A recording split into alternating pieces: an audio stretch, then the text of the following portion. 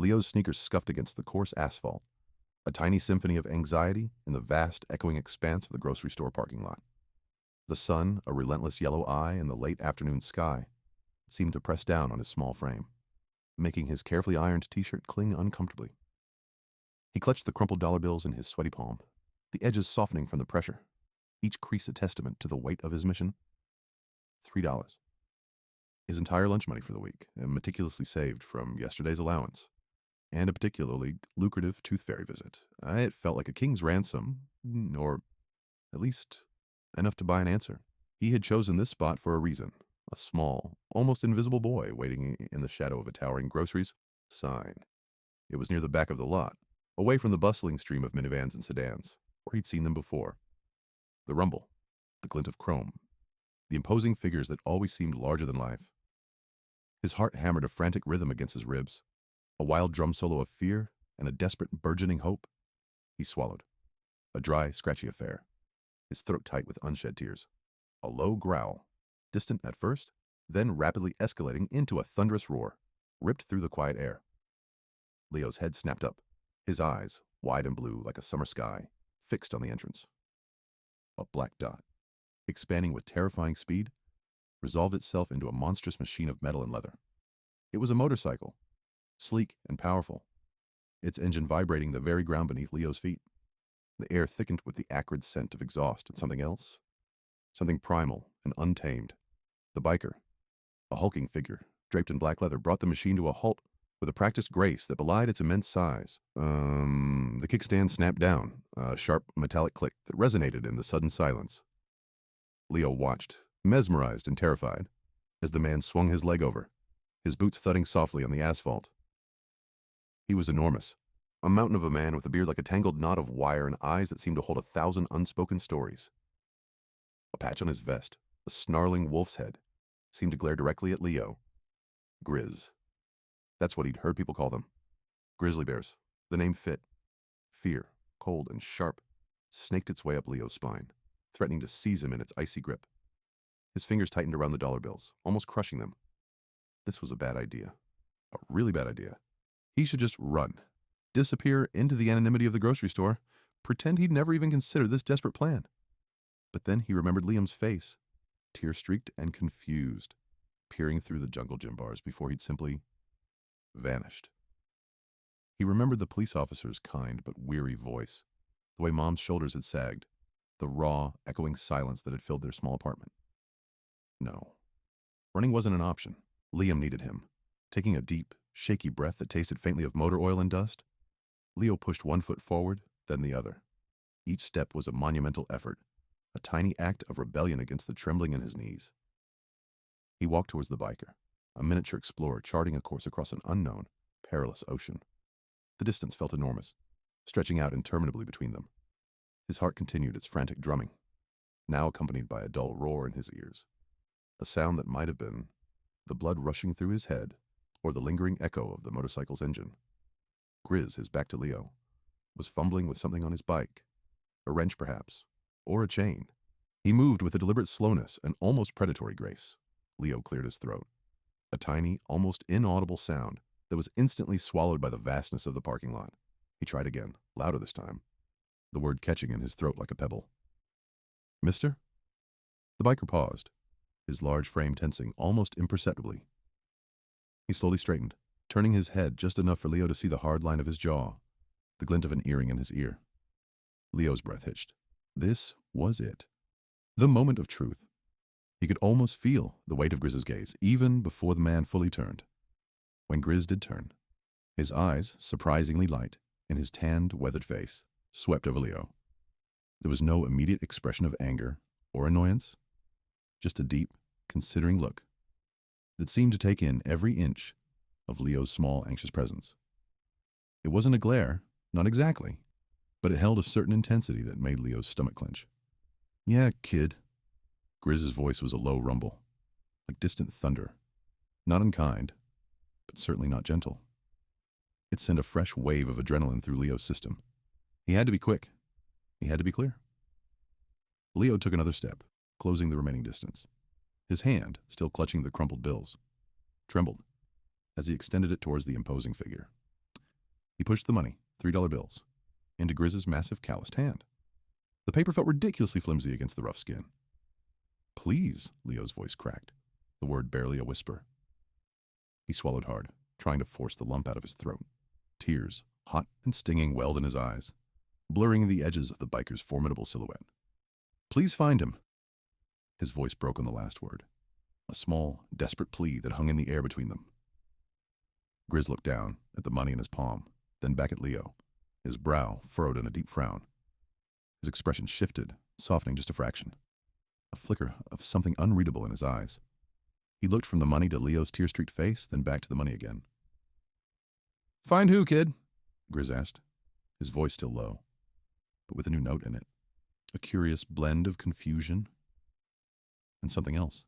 Something that might have been a nascent concern. Leo scrubbed at his eyes with the back of his free hand, leaving streaks of dirt on his cheeks. "My brother," he choked out, the words tumbling over each other in his haste. "Liam. He's 5. He wandered away from the park 3 hours ago. The police. They haven't found anything." The last words were raw, desperate confession, the truth of their helplessness echoing in the vast, indifferent parking lot. He looked up at Grizz, his blue eyes brimming with an unshakable belief that this man, this intimidating stranger, was their last, best hope. "You gotta help me. Please." $3 and a plea. The crisp edges of the $3 bills, once meticulously flattened and folded into a neat square, were now a rumpled mess in Leo's trembling hand. He pushed them forward, a small, desperate offering, against the expanse of Grizz's leather-clad chest. The scent of exhaust fumes and something vaguely metallic clung to the biker, a stark contrast to the faint, sweet smell of the grocery store's bakery that still lingered in the air. Leo's vision blurred, the asphalt shimmering through a film of tears that he stubbornly refused to let fall. Not yet. Not until he knew.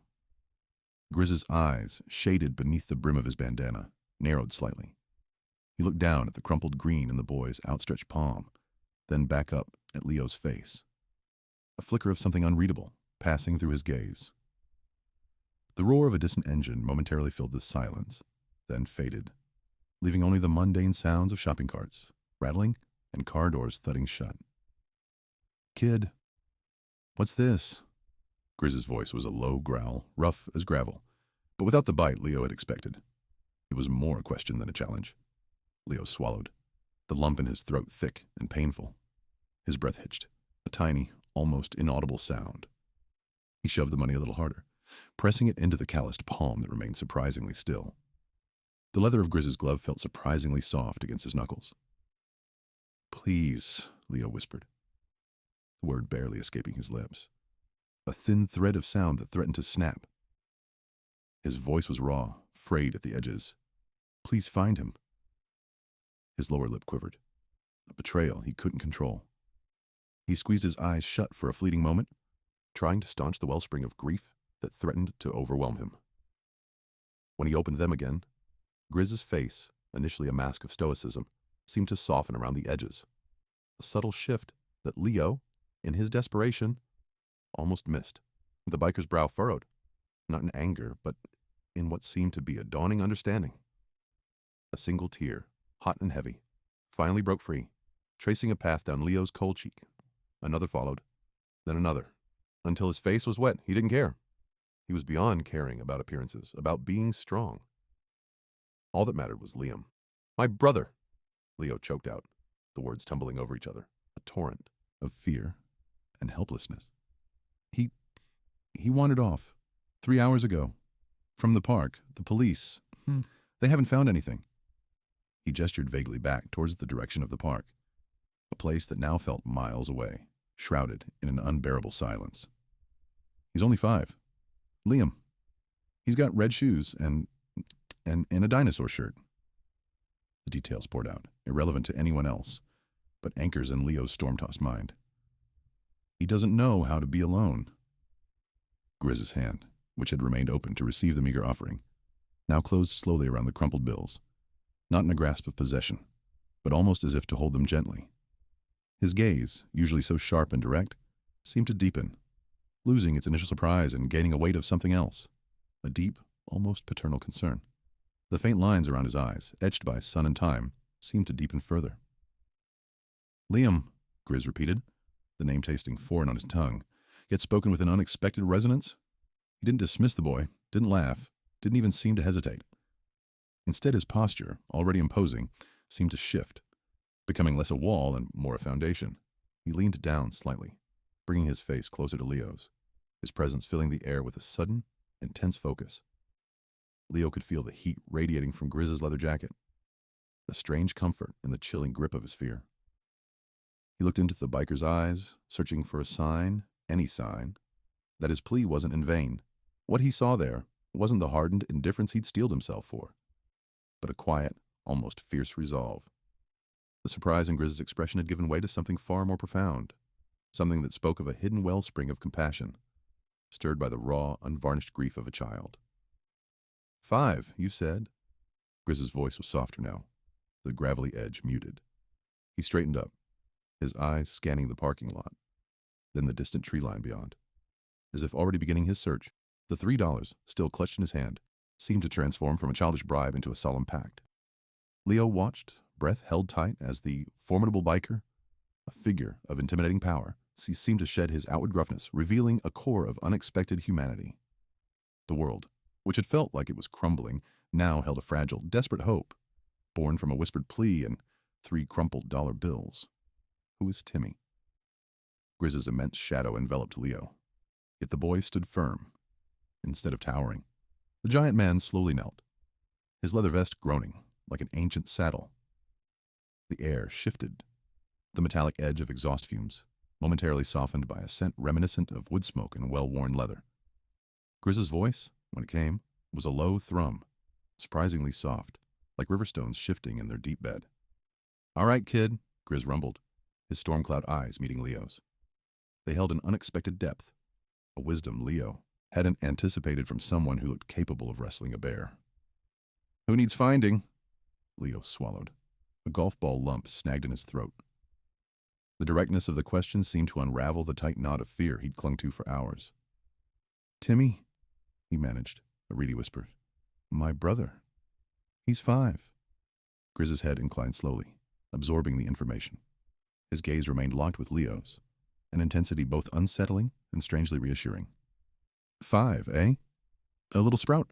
What happened, son?" The unexpected kindness in Grizz's tone was almost unbearable. Leo's carefully constructed composure began to splinter. He blinked rapidly, battling the fresh wave of tears that threatened to blur his vision. "We were at the park," he blurted, words tumbling out in a desperate rush, needing to be heard, understood. "Near Elm Street. Mom was talking to Mrs. Rodriguez and Timmy. Timmy chases butterflies. He just wandered off." Leo's small hands gestured vaguely, as if the butterfly's phantom flight path might explain everything. "Mom looked away for just a second," she said. "Then he was gone, hours ago." The crumpled dollars in Leo's grip now felt negligible, a child's meager offering against a mountain of despair. He vividly recalled the moment his mother's face crumpled, the sharp, raw cry that tore from her throat upon realizing Timmy was truly lost. The frantic calls, the sickening dread that had settled in his stomach like an anchor. "Hours, you say?" Grizz's brow furrowed, a deep ravine appearing between his bushy eyebrows. He glanced toward the distant shimmer of traffic on the main road, then back to Leo, his eyes sharp and assessing. "What time did he vanish?"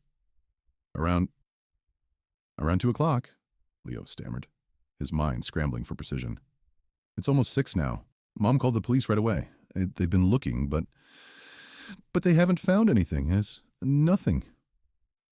The last word was a brittle shard, piercing the thin veil of his dwindling hope. The boy's helplessness hung palpably in the air. Grizz's expression hardened, the easy gentleness replaced by a steely resolve. He remained silent for a beat, his eyes sweeping the parking lot, then the surrounding buildings, as if he could will Timmy into existence through sheer will alone. "And your mom, where is she now?" Grizz asked, his voice lower, more grave. "She's still at the park, I think," Leo replied, his shoulders slumping. "With the police. She told me to stay put at Aunt Carol's, but I couldn't just sit there. I had to do something." He looked up at Grizz, a desperate plea in his wide, hopeful eyes. "You said you could help. You said..." Grizz reached out, a massive hand resting lightly on Leo's shoulder. The touch was firm, grounding, and surprisingly comforting. "I hear you, kid," he affirmed, his voice a low growl of conviction. "And you're right. We're going to find Timmy." He pushed himself upright, leather groaning with the effort. From his vest pocket, he produced a small, battered flip phone, his thumb moving with surprising dexterity over the worn buttons. "What's your brother wearing, Leo? Anything special?" Leo's mind flashed to Timmy's favorite shirt, the faded dinosaur. "A blue t-shirt," he said, his voice gaining a flicker of strength. "With a T-Rex, and bright yellow shorts. And his sneakers, they light up when he walks." Grizz grunted, already speaking into the phone, his voice now a clipped, authoritative bark. "Viper? Yeah, it's Grizz. Got a situation. 5-year-old kid, blue T-Rex shirt, yellow shorts, light-up sneakers. Missing from Elm Street Park since 2 p.m. Name's Timmy. Police are on it, but they're spinning their wheels. Mobilize the boys. Every set of eyes on this." Start with the usual haunts. Abandoned lots, creek beds, the old factory district. Check the storm drains, too. And put out the word to anyone who owes us a favor. No stone unturned. And tell them this kid is family. He listened for a moment, jaw tight, then snapped the phone shut. His gaze returned to Leo, a fierce, protective gleam in his eyes that hadn't been there before. He still looked formidable, but now a different kind of power radiated from him. A power aimed at safeguarding, not intimidating. "All right, Leo," Grizz said, a hint of steel in his tone. "We're going to find your brother, but you need to stay with me. You got that? Just no running off. You're my co-pilot now." Leo nodded vigorously, a surge of adrenaline replacing the cold dread. For the first time in hours, he felt a spark of hope, a fragile but persistent flame in the encroaching gloom. This massive, gruff man with his rumbling motorcycle and his network of equally formidable friends was going to help him. And for some reason, Leo believed him. He truly believed him. Grizz makes a call. Grizz's initial gruffness began to melt away, replaced by a focused intensity as he watched Leo. The boy's small hands, still trembling slightly, clutched the edge of the picnic table. His eyes, the color of wet earth, held a raw, primal fear that resonated deep within Grizz. It wasn't just the fear of a lost toy or a scraped knee. This was the terror of a world suddenly turned upside down, the innocent belief in safety shattered. Grizz had seen that look before, in the eyes of men twice Leo's age facing down a loaded barrel. It was the look of utter helplessness. "He likes the blue swing best," Leo mumbled, his voice barely a whisper, as if sharing this small detail might somehow guide the unseen searchers. "And he always carries his stuffed lion, Lionel. He doesn't sleep without him." Grizz nodded, slowly, processing each fragmented piece of information. The official search, as Leo had described, was likely systematic, following protocols. But protocols often missed the nuances, the small, seemingly insignificant details that could unlock a mystery. A 5-year-old wouldn't just vanish, not without a trace. The hair on Grizz's arms pricked, a familiar alarm bell ringing in his gut. This wasn't just a kid who'd wandered off into the woods to chase a squirrel. He pushed his half-eaten sandwich aside, the appetite he'd had moments ago completely gone. The afternoon sun, once a pleasant warmth, now felt glaring, highlighting the urgency of the situation. Grizz stood up, his leather vest creaking with the movement. The change in his demeanor was immediate and palpable. His broad shoulders, which had seemed relaxed moments before, now carried a weight of purpose. The easygoing slouch was replaced by a rigid posture, his jaw set in a hard line. Leo instinctively flinched, not from fear of Grizz, but from the sudden, stark seriousness that radiated from the man. Grizz's gaze swept across the bustling park, taking in the oblivious laughter of children, the drone of distant traffic, the indifferent swaying of trees. The normalcy of it all felt like a cruel mockery. He knew the police would be doing their job, but their resources were stretched, their focus often diluted by multiple cases. Timmy wasn't just a statistic. He was a terrified little boy, and Leo was a desperate older brother. "All right, kid," Grizz said, his voice deeper, more resonant now, devoid of any trace of his earlier casualness. "Listen to me. We're going to find him." He didn't offer empty platitudes or false cheer. His words were a statement of intent, a promise, forged in the grim reality of the moment. Leo, looking up at him, saw not just a biker, but a towering figure of unwavering resolve. Grizz reached into the inner pocket of his vest, his movements economical and swift. He pulled out a worn black flip phone, an antique by modern standards, but reliable and robust. Its simplicity belied the power of the network it could access. He flipped it open with a decisive snap, the sound sharp in the sudden quiet that had fallen between them. Leo watched, mesmerized, as Grizz's thick thumb navigated the small buttons. The contact he sought was clearly ingrained in his memory. He brought the phone to his ear, turning slightly away from Leo, his voice dropping to a low, gravelly rumble that was almost a growl. It was a voice designed for command, for relaying critical information without embellishment. "Crow," Grizz began, his voice barely audible to Leo. "It's Grizz. I need eyes. Kid, 5 years old, named Timmy. Went missing from Elmwood Park 3 hours ago. Blue swing was his favorite. Carries a stuffed lion, Lionel. Long shot. But he might still have it." He paused, listening intently, his brow furrowed. Leo, straining to hear, could only pick up fragments. But the urgency in Grizz's tone was unmistakable. "Yeah, bad feeling on this one, Crow," Grizz continued, his voice hardening. "Police are on it, but they're moving too slow. Get everyone you can spare. Cover every alley, every abandoned building, every drainage ditch within a 2-mile radius. Check the bus routes, the train tracks. Ask around the encampments, too. Anyone seen a kid, small, blonde hair? Anything out of place? Anything at all?" Another pause, longer this time. Grizz's eyes scanned the horizon, as if he could already see the network mobilizing, the dark figures fanning out across the city. No messing around, Crow. This isn't a game. This is a 5-year-old, and his brother is sitting right here, scared out of his mind." There was an edge of steel in Grizz's voice now, a clear warning. "I want immediate updates. Anything you find, you call me directly. And tell everyone, if you see him, you secure him. No heroics, just safe. Understand?" He waited for a confirmation, his gaze fixed, unblinking. "Good. Move." Grizz snapped the phone shut, the sound echoing the finality of his command. He slid it back into his vest pocket, his movements deliberate. The air around him crackled with new energy, a sense of controlled power. He turned back to Leo, his expression still grim, but with a flicker of reassurance in his eyes. "All right, Leo," Grizz said, his voice back to a more normal volume, though still serious. "That was Crow. He's already putting out the word. My people are going to start looking. They know this city like the back of their hand. Every nook, every cranny." He knelt slightly, bringing himself closer to the boy's eye level. "We're not waiting. We're going to find him." Leo, his heart thumping with a mixture of terror and a burgeoning hope, looked into Grizz's unwavering gaze. The world still felt terrifying, but for the first time in hours, he didn't feel quite so alone. The formidable biker, with his low voice and instant commands, had ignited a spark of possibility in the overwhelming darkness. "The iron hounds gather." The first distant rumble was a subtle tremor in the asphalt, a bass note vibrating through Leo's sneakers.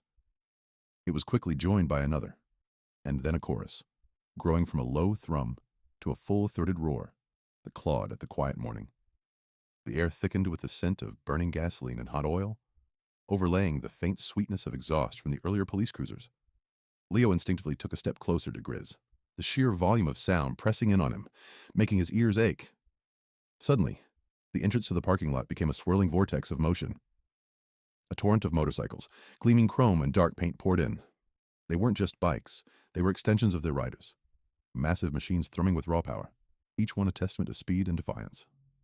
The riders, cloaked in thick leather jackets, emblazoned with patches and intricate embroidery, dismounted with practiced ease. Their boots hit the ground with a solid thump, a rhythmic punctuation mark to the symphony of engines, slowly dying down to a series of mechanical clicks and hisses. Leo watched, wide-eyed, as the parking lot filled. What had been a handful of Grizz's companions before now swelled into a formidable assembly. Men with long beards and weathered faces, women with intricate tattoos snaking up their arms, all radiating an unspoken unity, a shared purpose that was both intimidating and, strangely, comforting. They were a force, an undeniable presence that pushed back against the encroaching fear. Grizz, a silent sentinel by Leo's side, watched them come. A faint nod of acknowledgement for each arrival. He didn't need to speak.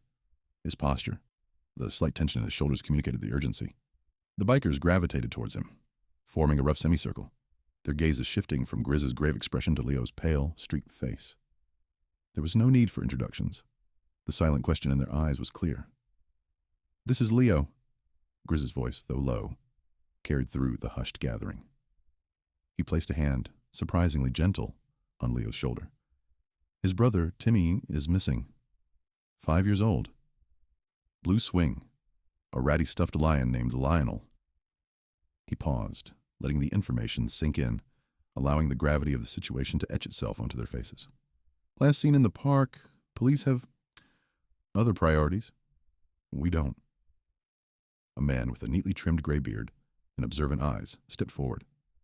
He wore a patched denim vest over his leather, and the name Boomer was stitched above his left pocket. He had a calm, steady presence, like the eye of a storm. "Any specific areas, Grizz? Or are we casting a wide net?" His voice was practical, devoid of overt emotion, yet brimming with a readiness to act. Grizz met Boomer's gaze. "Park perimeter first. Wooded area bordering the north side.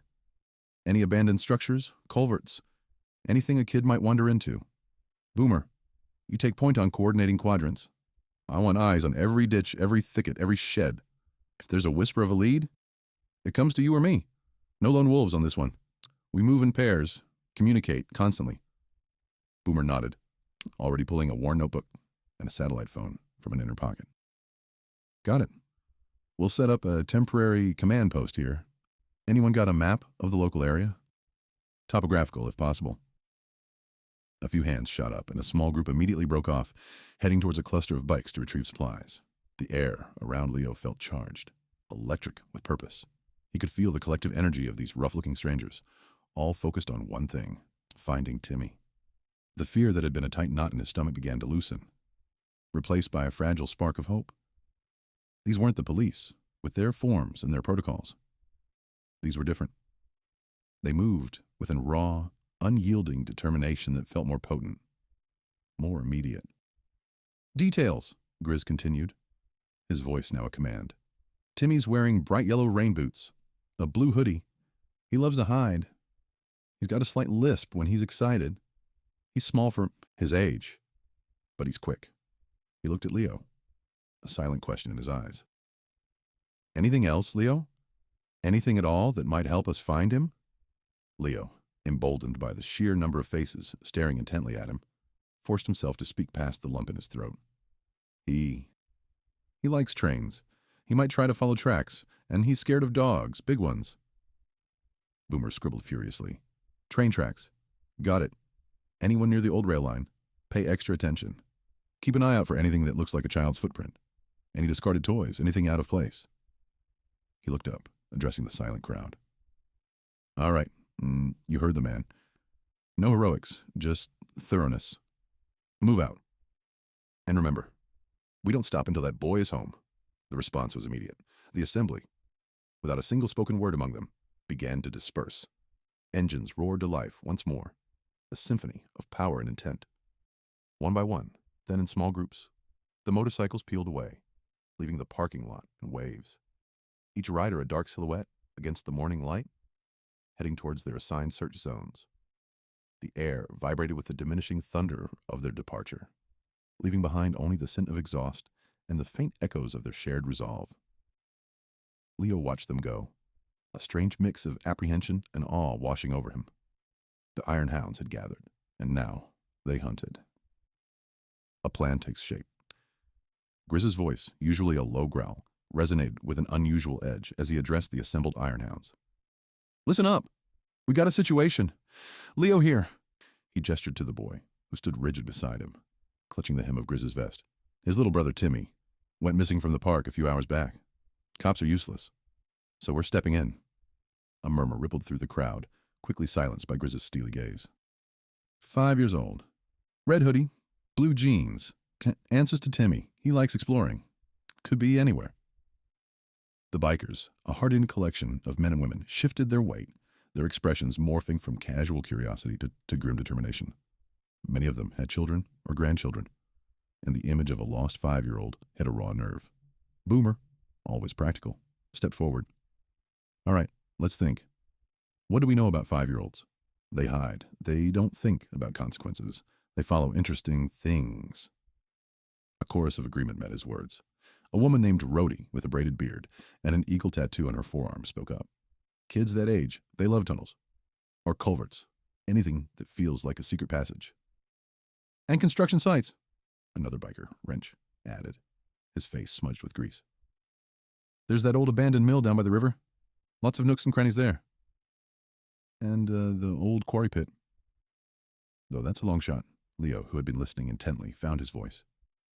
Timmy likes trains and big trucks. He always tries to run after them. Grizz nodded, absorbing the details. Trains, trucks, old buildings. Okay, Boomer, start mapping this out. We need to think like a kid, but search like a force. Boomer pulled out a worn, laminated map of the town from his saddlebag, unfolding it onto the hood of a parked pickup truck. Heads bent over it, fingers tracing lines and circles. The park is here, Boomer's finger tapped a green patch. Perimeter's covered. Now, let's talk about the secret spots. That storm drain network running under Elm Street. It empties out near the old lumber yard, right? Yeah, but it's mostly too small for a grown man, answered Grinder, a burly man with a perpetually scowling face that softened slightly when he looked at Leo. A little guy, though. He could squeeze through some of the wider sections, especially near the outflow. And the creek bed, Rhodey added. It's dry this time of year, but there are overgrown sections. Little caves made by fallen trees and erosion. Perfect for a kid playing explorer. The air filled with a rapid-fire exchange of local knowledge. The kind of intimate understanding of a town that only people who'd lived and breathed its streets for decades possessed. They spoke of forgotten shortcuts, overgrown paths behind industrial parks, abandoned sheds tucked away in the back of strip malls, the dense underbrush near the municipal golf course, and even the partially collapsed tunnel that used to connect the old ice factory to the railway line. Each suggestion was met with nods or counter-arguments, refined and analyzed for its plausibility regarding a curious 5-year-old. Leo listened, a flicker of hope igniting in his chest with each new idea. These weren't just random guesses. These were precise locations, places he hadn't even known existed. But that sounded exactly like the kind of place Timmy would find fascinating. Boomer, meanwhile, was rapidly marking the map with a thick black marker, creating a spiderweb of potential search zones. All right, listen up, he called, silencing the chatter. Here's how we're breaking this down. We've got the park and surrounding residential streets, which are being covered by the first wave. Now for the less obvious spots. He pointed to a section of the map. Grinder, you and your crew take the storm drains and the creek bed. Start from the park side and work your way out. Check every culvert, every opening. Grinder grunted an acknowledgement, already gathering his team. Rhodey, your team is on the old industrial zone. The mill, the lumber yard, that collapsed tunnel. Be careful in there. It's unstable. Rhodey gave a sharp nod. Got it, Boomer. Wrench, you've got the construction sites and that old quarry pit. Don't go into the pit itself, just check the perimeter and any nearby structures. Wrench saluted with a greasy hand. Boomer continued, assigning teams to the golf course fringes, the overgrown fields behind the community center, and the railway tracks, specifically instructing them to look under stationary cars and in maintenance sheds. He even designated a couple of riders to simply cruise the main streets, keeping an eye out for anything out of place. Communication is key, Boomer stressed, holding up a walkie-talkie. Every team gets one. Constant updates. If you find anything, no matter how small, you report it immediately. No lone wolves on this. We stick together, and we cover every inch. Grizz clapped a heavy hand on Leo's shoulder. See, kid? We got this. We're going to find him. His voice was rough, but Leo felt the genuine reassurance in it. The sheer scale of the operation, the focused determination of these intimidating figures, was both overwhelming and incredibly comforting.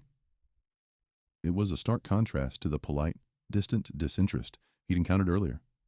Here, in the heart of this unlikely alliance, a plan was indeed taking shape, fueled by an unexpected blend of street smarts and a fierce unspoken compassion.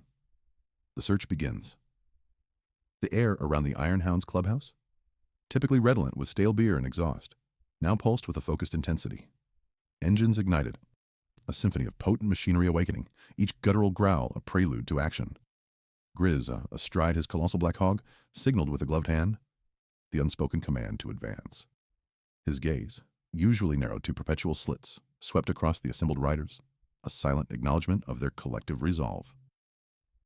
Leo remained a few feet away, gripping the strap of his worn backpack, a hushed observer amid the controlled commotion. He'd been assigned a prime vantage near the entrance. Out of the immediate flow, he had afforded a clear panorama. The sheer multitude of motorcycles, chrome catching the overcast light, was breathtaking. Each rider, clad in scuffed leather and denim, exuded a quiet fortitude, a stark counterpoint to the jittery despair that had shadowed Leo for hours. Boomer, after a final verification of the GPS coordinates on his phone, swung a leg over his own touring bike, built for endurance. He offered Leo a small, reassuring nod, his usually gruff features softening with a flicker of empathy. "We'll find him, kid," he rumbled, his voice cutting through the escalating engine din. "You just hold tight." The first contingent, led by a formidable biker named Rhodey, veered left, their headlights spearing the encroaching twilight. Their objective, the sprawling industrial park on the town's periphery, a labyrinth of derelict warehouses and forgotten construction zones. Timmy, with his boundless curiosity and fascination for all things mechanical, often spoke of exploring the big metal boxes. It was a long shot, but no cranny, no rust-eaten sheet of corrugated iron would be left unturned. Next, Wrench, a wiry man perpetually adorned with grease under his fingernails, guided his group eastward, towards the intricate network of storm drains and culverts, snaking beneath the older, residential districts. He'd overheard Leo mention Timmy's habit of launching toy trains down puddles, envisioning epic subterranean voyages. The thought sent a fresh tremor of dread through Leo. Yet Wrench's determined mien offered an odd solace. They wouldn't just eye the drains. They'd be inspecting their interiors. Grizz, with a final booming rev of his engine that reverberated through Leo's chest, took point for a third, smaller formation. They would fan out through the town center, meticulously checking parks, playgrounds, and even the periphery of the train station. Another of Timmy's cherished spots. Grizz's eyes met Leo's for a fleeting instant, a flash of something akin to fierce protectiveness in their depths. It was a silent pact, understood without utterance, one by one, or in duos, as the bikers peeled off, their motorcycles rumbling down the street, each charting a distinct course. It was like watching a vast, intricate spiderweb unfurl across the town, each strand a promise of pursuit. The roar of engines gradually receded, replaced by the distant hum of traffic and the mournful wail of a solitary siren. The air began to feel thinner, the sheer scale of their undertaking once more asserting itself. Leo watched until the last taillight dissolved around a bend. The street, moments ago, alive with the raw power of the iron hounds, was now eerily silent. A cold knot tightened in his stomach. He was alone again, yet not entirely. The indelible image of Grizz's unwavering stare, Boomer's gruff reassurance, and the sight of all those riders disappearing into the fading light, propelled by a singular purpose, clung to him. It wasn't a certainty. Not yet, but it was a fragile, precious seed of hope. It was more than the police had offered. He hugged his backpack tighter, the cheap plastic buckle digging into his palm. Somewhere out there, his brother awaited. And somewhere out there, a vast, unexpected network of leather-clad guardians was diligently searching. A roar of hope. The sun, once a comforting presence, now felt like a relentless interrogator, its rays beating down on Leo's exposed head. Every minute stretched into an eternity, each tick of the invisible clock amplifying the frantic drumbeat in his chest. He paced the same worn patch of asphalt outside the Iron Hound's makeshift command post, his gaze constantly sweeping the horizon, hoping to catch sight of a returning bike, a wave, anything. Grizz had sent him to wait with Boomer, who was calmly monitoring a large tattered map spread across the hood of a dusty pickup truck. Boomer's steady presence was meant to be a comfort, but Leo found little solace in the methodical tracing of routes, the quiet radio crackle, or the occasional grunt of acknowledgement from the burly biker. "You'll be fine, kid," Boomer rumbled, not looking up from his map, his finger methodically marking off a sector near the old rail yards. "These hounds, they know every rat hole and shortcut in this town. If he's here, they'll sniff him out." Leo only nodded, his throat too tight for words. He rubbed his clammy palms against his jeans, the fabric rough against his skin. He imagined Timmy, small and disoriented. Perhaps crying, perhaps calling for him.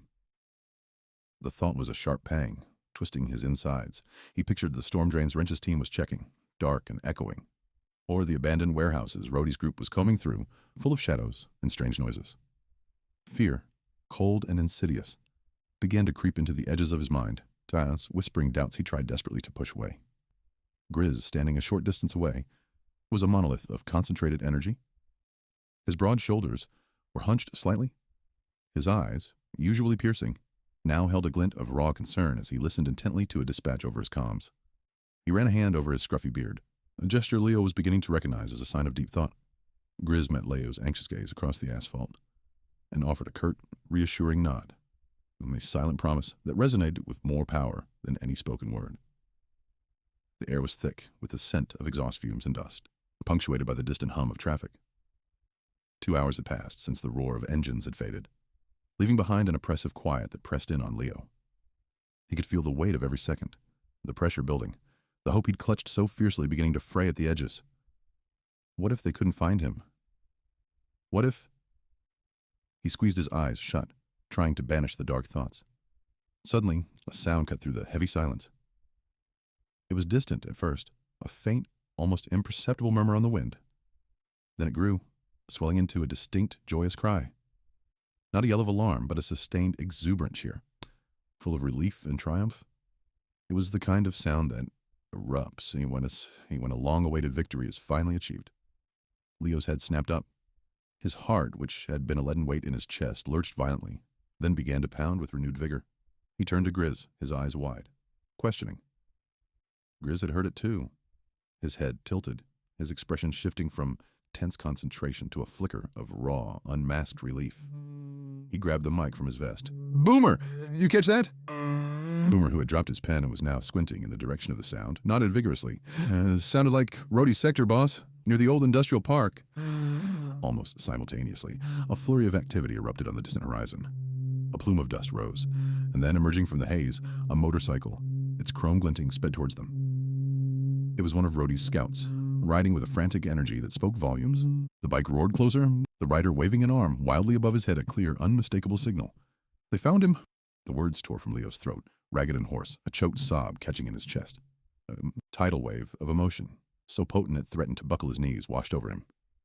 He felt lightheaded, his vision blurring with sudden tears of overwhelming relief.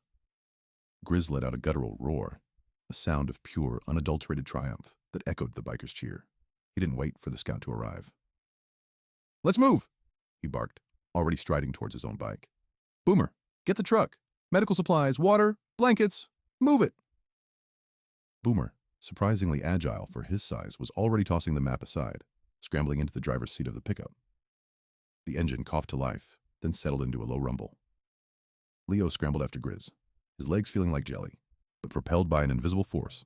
He fumbled with the helmet Grizz thrust into his hands, his fingers trembling. As he swung his leg over the back of Grizz's powerful machine, the scent of leather and oil filled his nostrils. No longer intimidating, but suddenly, the smell of salvation. Grizz kicked the stand up, twisted the throttle, and the Harley's engine roared to life. A deep, resonant sound that, for the first time since Timmy vanished, resonated not with fear, but with an exhilarating, deafening promise of hope. Found and safe. The cheer that echoed through the woods was raw, a guttural release of pent-up anxiety. It wasn't a celebratory shout, not yet, but a sound of discovery, of hope ignited. Grizz, his face etched with a grim determination that had been steadily hardening over the last hour, felt a jolt run through him. "Rhodey's team," he barked, his voice carrying surprising clarity despite the distance. "Let's move." He swung his leg over the saddle of his idling hog, the engine a low growl beneath him. Boomer was already kicking off his stand, the twin beams of his headlights slicing through the twilight. Leo, his small frame trembling, clambered onto the back of Grizz's bike, his grip surprisingly strong around the biker's waist.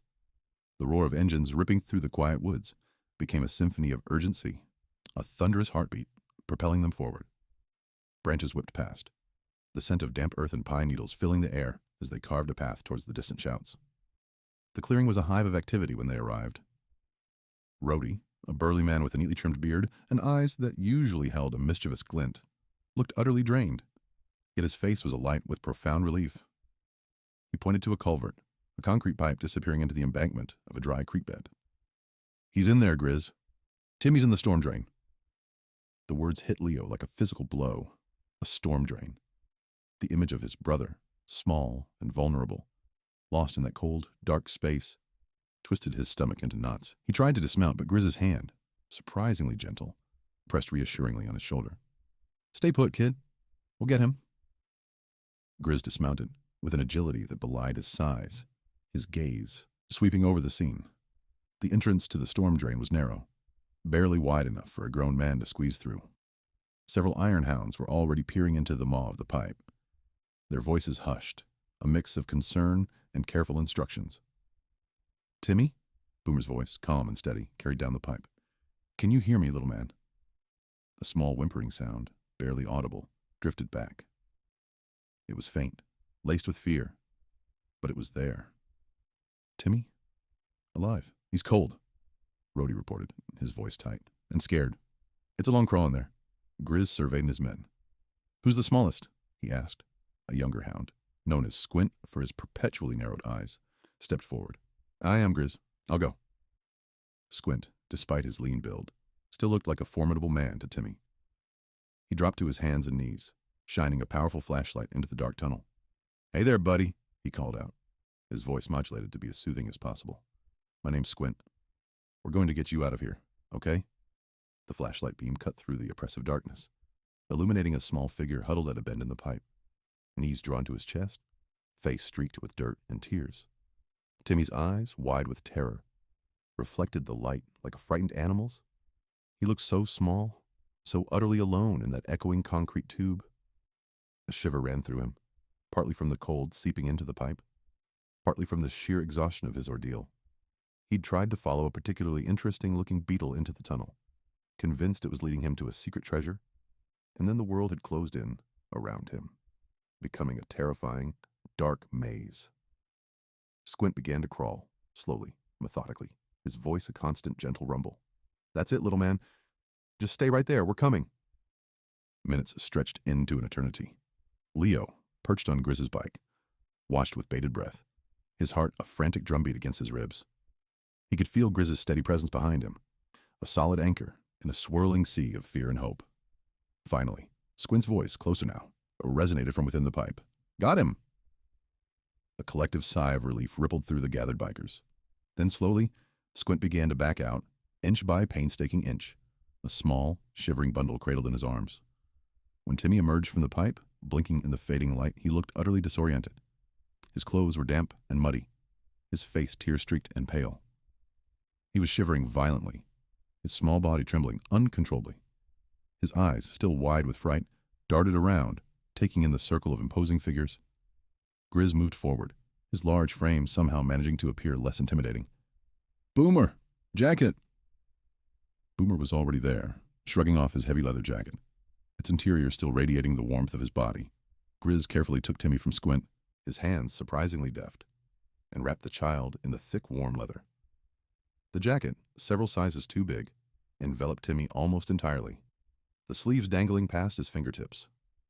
Timmy burrowed into the warmth, his small face buried against the soft lining. He was still trembling, the residual fear clinging to him like a shroud, but the warmth, the sudden sense of protection, seemed to calm his immediate terror. He let out a shaky breath, a small, gasping sound, like a creature emerging from a deep, cold sleep. Leo, unable to contain himself any longer, slid off the bike and rushed forward. "Timmy!" he cried, his voice choked with emotion. Timmy's head lifted, his eyes, still glazed with fear, slowly focusing on his brother. A fresh wave of tears welled up, but these were different. Tears of recognition, of profound relief. "Leo," he whimpered, stretching out a small, mud-streaked hand. Leo knelt, carefully pulling his brother into a gentle hug, mindful of the shaking. He pressed his face into Timmy's damp hair, holding him close, the lingering cold from the storm drained a stark contrast to the fierce warmth of his own relief. Grizz stood back, a silent, watchful presence, his gruff exterior softening just a fraction. He exchanged a look with Boomer, a silent acknowledgement of the fear that had gripped them all, and the profound relief that now settled over the clearing like a bomb. Timmy was found. Timmy was safe. For now, that was all that mattered. Brothers reunited. Leo's legs were a blur. The moment Timmy's head emerged from the culvert's mouth, a gasp tore from Leo's throat, and he launched himself forward. He didn't just run, he flew, propelled by a primal surge of relief that threatened to buckle his knees. Timmy, still blinking against the dim light, was only halfway out when Leo reached him, dropping to his knees and wrapping his arms around his brother with a force that might have knocked the wind out of a larger child. "Timmy! Oh, Timmy!" The words were thick, choked with tears that now streamed freely down Leo's face, hot and salty. He buried his face in Timmy's damp hair, inhaling the faint, earthy scent of the drain mixed with something uniquely Timmy. A smell of sunshine and playground dirt, even now. His grip was an anchor, holding Timmy as if he might still float away, might still disappear into the shadows. He squeezed, tighter and tighter, feeling the small, bony frame against him. Solid and real. It wasn't a dream. It wasn't a cruel illusion. Timmy was here. Timmy, still shivering, whimpered softly into Leo's shoulder, a sound like a small lost animal finally finding its way home. He didn't push away, didn't protest the crushing embrace. Instead, his tiny arms, still numb with cold, slowly rose and wrapped around Leo's neck. A weak but undeniable reciprocation. The gesture shattered something fragile inside Leo, releasing a fresh torrent of tears. It was over. The suffocating fear that had squeezed his chest for hours, making it impossible to breathe, impossible to think, began to recede like a tide going out. A lightness, dizzying and profound, bloomed in its place. Grizz stood a few paces back, his broad shoulders slightly slumped, but his posture radiating an unfamiliar softness. The roar of the culvert's water, usually a relentless background noise, seemed to have faded, replaced by the quiet sounds of their reunion. He watched Leo clutch Timmy, his own gaze unfocused, seeing not just the two boys, but perhaps echoes of other forgotten moments, other lost children. A slow, steady exhale escaped his lips, carrying with it a tension he hadn't fully recognized until it began to dissipate. His tough exterior, usually an impenetrable fortress, seemed to ripple, revealing the weariness beneath. Boomer, ever the pragmatist, leaned against a nearby tree, his eyes fixed on the brothers. A faint, almost imperceptible smile touched the corners of his mouth. He wasn't one for grand gestures or overt displays of emotion, but the sight of Leo's trembling shoulders and Timmy's small, pale face nestling into his brother's neck brought a quiet satisfaction. He thought of his own kids, grown now, and the fierce protectiveness he'd always felt for them. This was what it was about, wasn't it? The simple, messy, overwhelming power of family. It was a good day. A damn good day. Around them, the other Ironhounds mirrored their leader's sentiments, each in their own way. Rhodey, usually boisterous, was subdued, his eyes distant, perhaps remembering a similar moment from his own past. Squint, still damp and mud-streaked from his crawl through the pipe, sat on the ground, leaning back against the concrete wall of the culvert, his chest heaving with silent relief. He pulled off his wet gloves, wringing them out absently, his gaze fixed on Timmy. He'd seen the fear in those wide, brown eyes up close, felt the icy tremble of the boy's skin. To see him safe, wrapped in his brother's arms, was a balm to the raw nerves of his own harrowing journey. No one spoke. The air was thick with unspoken emotions, gratitude, exhaustion, and a deep, collective satisfaction that settled over the group like a warm blanket. The wind, which had whipped through the trees with such urgency earlier, now seemed to whisper softly, a gentle sigh of contentment. Even the distant wail of a siren, heading in the opposite direction, couldn't disturb the peaceful bubble that had formed around the two brothers. Leo finally pulled back, just enough to look at Timmy, his hands still gripping his brother's shoulders. His eyes, red-rimmed and swollen, searched Timmy's face, checking for injuries, for lingering fear. Timmy's lips were blue and his small face was smudged with dirt, but his eyes, though still a little wide, held a spark of recognition, a faint flicker of his usual mischievous spirit. He shivered again, a small tremor that ran through his entire body. "Are you okay? Are you hurt?" Leo's voice was raspy, barely a whisper. He smoothed Timmy's damp hair back from his forehead, his fingers trembling. Timmy shook his head, a tiny, almost imperceptible movement. "Cold," he mumbled, his voice small and reedy. "I know, buddy. I know." Leo pulled him closer again, Trying to impart as much warmth as he could, Grizz, seeing the renewed shiver, stepped forward. Here. He shrugged out of the heavy leather jacket he'd draped over Timmy earlier, and gently rewrapped it around the boy, tucking the collar up around Timmy's neck. The jacket, still carrying the warmth of Grizz's body, instantly provided a layer of comfort. Leo looked up at Grizz, his eyes shining with unshed tears, a profound gratitude radiating from him. He couldn't find the words, not yet, to express the depth of what he felt. He simply nodded, a silent acknowledgement that spoke volumes. Grizz, unaccustomed to such open displays of emotion, merely gave a gruff nod in return, a slight flush rising on his weathered cheeks. We should get him somewhere warm, Boomer said, his practical voice cutting through the emotional haze. And get some hot chocolate into him. The suggestion broke the spell. Leo carefully lifted Timmy into his arms, surprised by how light his brother felt. Timmy, too exhausted to protest, simply rested his head on Leo's shoulder, his breath coming in shallow, ragged puffs. As Leo turned to follow Grizz and Boomer towards the waiting bikes, he glanced back at the culvert, its dark mouth a gaping maw in the earth. The memory of Timmy trapped inside, alone and terrified, would forever be etched into his mind, but now it was overlaid with the image of Timmy's small, shivering form emerging. The moment of reunion, the crushing relief. He looked at the faces of the Iron Hounds. Their expressions varied, but unified by a shared sense of accomplishment. These men, intimidating strangers just hours ago, had become his unlikely saviors. They hadn't just found Timmy, they had given Leo back his hope, his peace, and the most precious person in his life. The world, which had seemed so bleak and uncaring, suddenly felt a little bit brighter, a little bit safer, thanks to the unexpected compassion of a biker gang. He held Timmy tighter, his brother's small weight a comforting presence against his chest, a testament to the power of a desperate plea and the surprising kindness of strangers.